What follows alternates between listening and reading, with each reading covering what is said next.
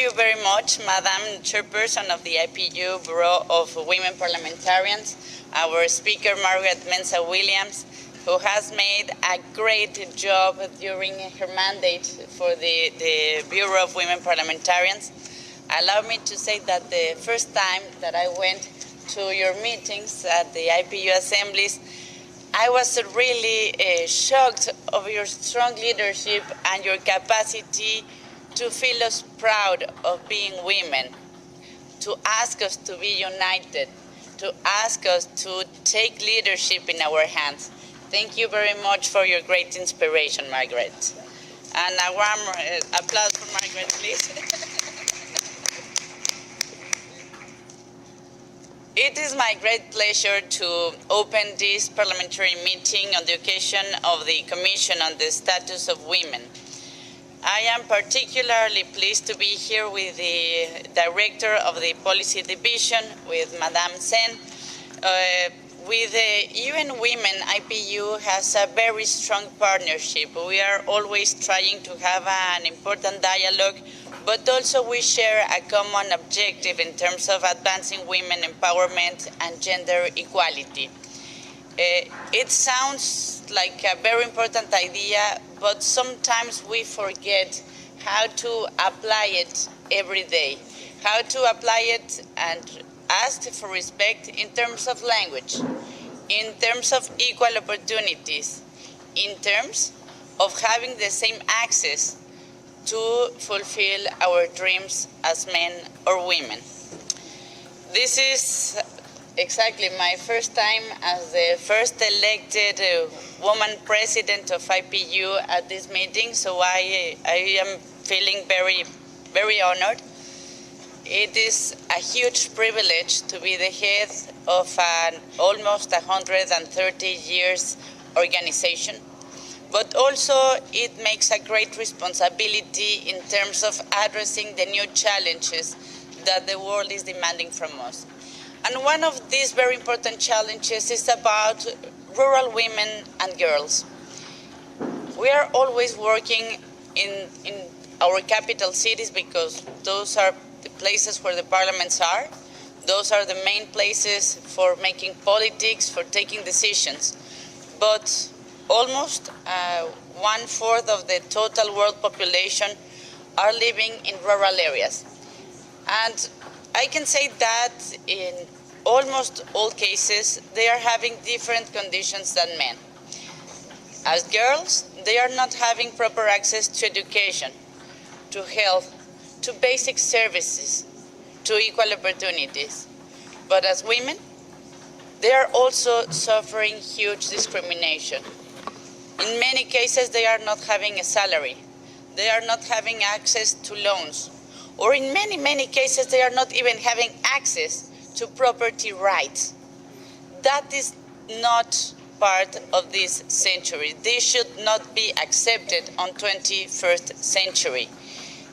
The world is asking for better production for agriculture. The world is asking for more inclusive policies. But if we are not having total responsibility of our own task as parliamentarians, we are not going to change our communities and we are not going to change the world. First, we need to understand that reality is there, regardless if we are capable of seeing that or not. So we should be capable and responsible of seeing, of facing that reality. Second, and I believe that we all here share the same idea that men and women have exactly the same rights. So we need to design legislation. We need to change our national laws in order to recognize and, of course, to make it implemented all recognition of human rights for men and women. Of course, it should go directly not only to legislation, it should go also to budget, to public policy, to real changes in our societies. And that's also part of the duties of a parliamentarian.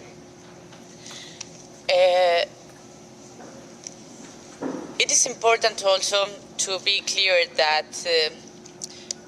what happens if we are not capable of addressing this very important responsibility? Are we going to be making a good effort? Are we going to be good parliamentarians or solidarian women if we are forgetting about rural women and girls? Are we really going to say that we are committed with SDGs if we are forgetting 25% of the total world population? Are we going to be in peace denying education, social services, health to 1/4 of the population? I believe that's why we are here, because we care, because we know it's important, because we are aware of our responsibility. There are a lot of things we have to do. Again, we need first to recognize a painful reality for millions and millions of women and girls. They are lacking for proper infrastructure in their countries. In many cases, they have to go for hours to get some water. In other cases, they have to take dangerous roads in order to go to school. Or in many cases, they are dying because they are not having proper access to health. As parliamentarians, we are in a privileged position.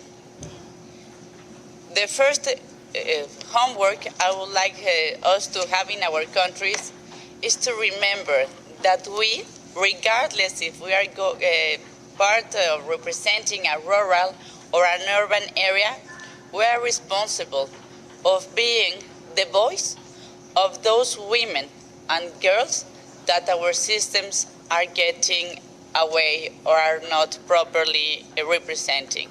We need to be and to raise that important voices that are not always represented in public policies and budget.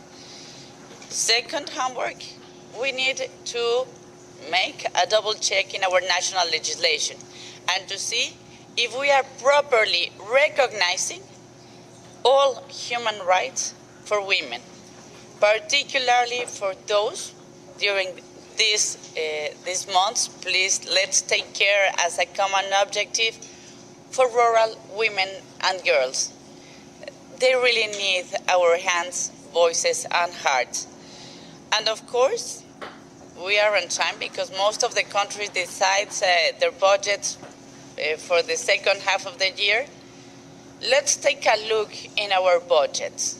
Let's see how subsidies, how loans, how all the financial system can be more inclusive in terms of giving access to all women for economics, but to basic issues as subsidies, budget, loans, all the financial system.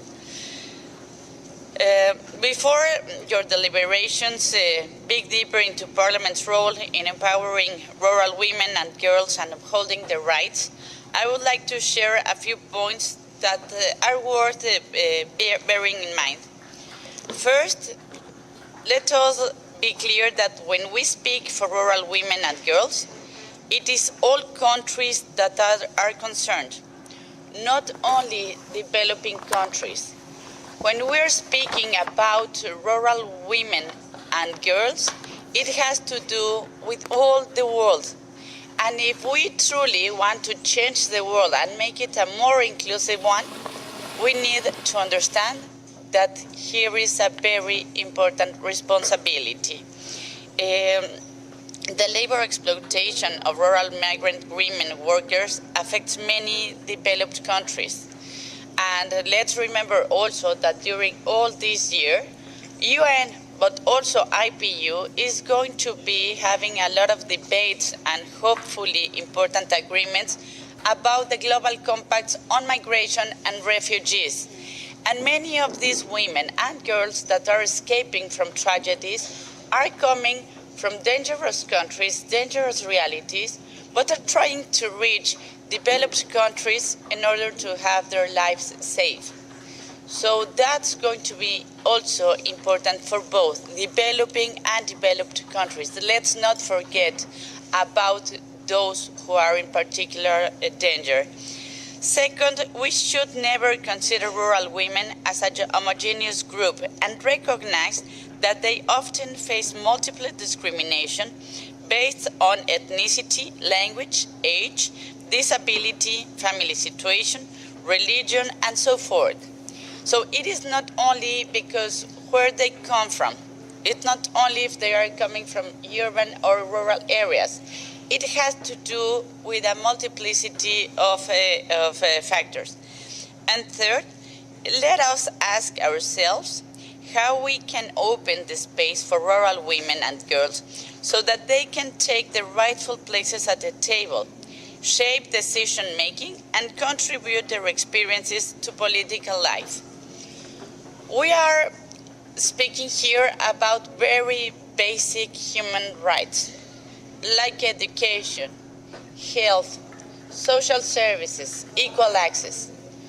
But if we really want to have rural women and girls represented, raising their voices, we need those women in parliaments. And if we really want to give them such opportunities, we also need to change rural realities in terms of daycare facilities for their children, in terms of real access to the financial systems, in terms of having all the opportunities to represent themselves, their families, and their communities at the political arena, just in the way that we have our own opportunities, and that's why we are here.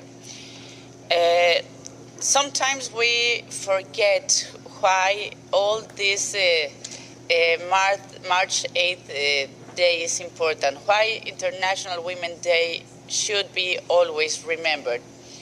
And it has to do not with a party. It's not only to try to be cheerful in one day and say, oh yes, we can.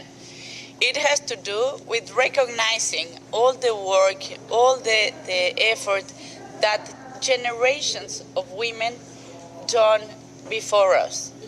And they give us proper access to vote and to be voted, to have equal rights in many societies. So now it's our responsibility, mostly with girls, to now give them better opportunities than the one that we received from the previous generations. Thank you very much, Madam Chair, for this opportunity. Thank you very much for organizing this wonderful meeting. And thank you very much, Seina, because you have done this a lot of times. Thank you very much for your effort. Thank you all, and welcome. Thank you very much, our President of IPU, Madam Cuevas Baron. And